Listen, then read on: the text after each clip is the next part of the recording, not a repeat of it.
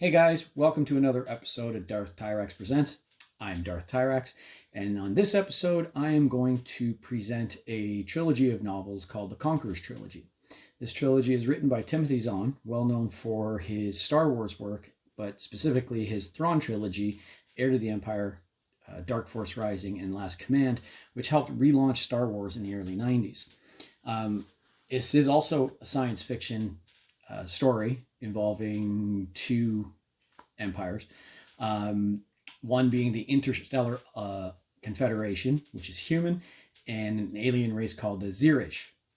The first book, a war breaks out right away at the beginning, and nobody knows why this alien race attacked a flotilla of ships and what have you, and it's told from the perspective of the Interstellar Confederation.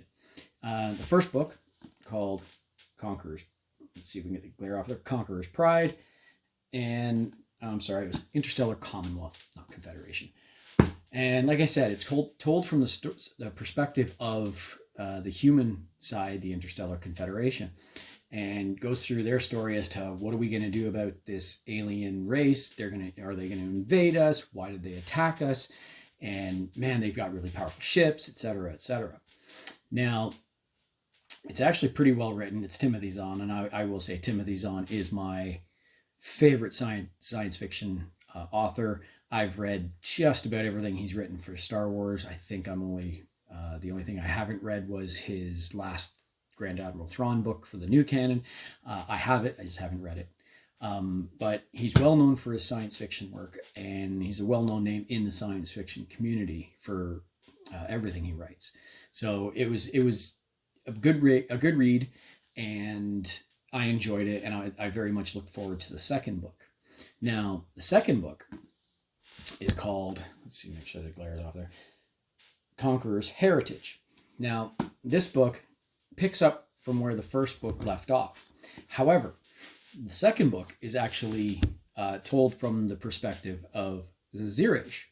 So while we have the first book from the human perspective of this, now what seems to be an interstellar war, the second book is from the other side and continues the story, but from their side and from where they are and what they see and how they view the human alliance that they're fighting. And you find out some very interesting things about this species and how they communicate and a number of other things.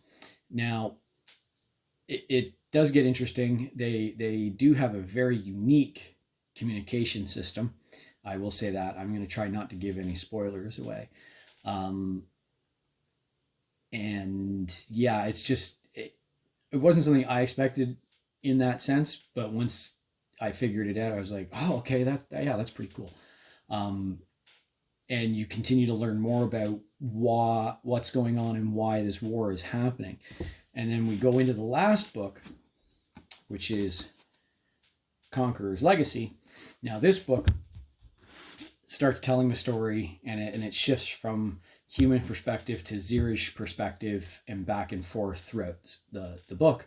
And you figure out, oh, why did this war begin? And you kind of go, okay, yeah, our bad. But it tells it in such a way that it's some people who read it may figure out what happened early on. I think I figured it out about halfway through the second book as to why the war started. And there's some conspiracies going on underneath and people making power plays and things along those lines, which you expect in a science fiction novel. Well, not necessarily a science fiction novel, but in many books, there's things like that going on. But it almost is a staple for like a trilogy of books, that there's other things going on behind the scenes from the main stuff going on, and power plays and that kind of stuff. As usual, Timothy Zahn delivers, in my opinion. It's compelling to me. It's science fiction, so it's right up my alley. And it was something I'd want to read for a long time, and I probably finally read it about 10 years ago. In fact, I'm been thinking about reading it again just because it's been a while. But it was an enjoyable read, and I'm not someone who needs something super cerebral to read, but it does make you think, and it does make you uh, realize you have to look beyond what you see to try to figure out what's going on. And I do like that about those stories. It's like harkening back to, I think it was when I first read Da Vinci Code. There's certain aspects in there that you kind of go, makes you think. And other people, because everybody's mind works differently, some people look at it and go, well, not really, but other people go, oh wow, I wouldn't have figured that out if they didn't tell me. But it's generally a good read, and from a really good author. And like I said, it goes back and forth from one perspective to the next, and that's the thing I think I liked most about the story was it tells the story from both sides of what's going on. So many stories are centralized around centralized around the one side, and the other side is just portrayed as the bad guys, and all the things that are portrayed for that side are really portrayed from the perspective of the good guys. In this case, in the end, neither side's good or bad. It's just the way it is. Things happen, and that's just it. So it's not it's told from the perspective of only one side. And I think that's what grabbed my attention the most, because again, the first book is from the human side, the second book is from the Zirish side, and then the third book kind of bounces back and forth depending on what part of the story they're telling. And eventually everything kind of dovetails together and meshes to give you your finale, and when everything comes to a head and they figure out what happened and wrap everything up. And the books themselves are a decent size. As you can see, they're actually relatively thick. I think they're about 400 pages or so each. So they are a decent read. For some people, it'll take them a while. I can usually read them within a few days of taking spurts to read here and there. And other people might even read them in a day. Others might take a week or two. It just depends on your reading. And they are they're a moderately long book at 400 plus pages each. They should be easily found. I don't think they're too difficult to find. And I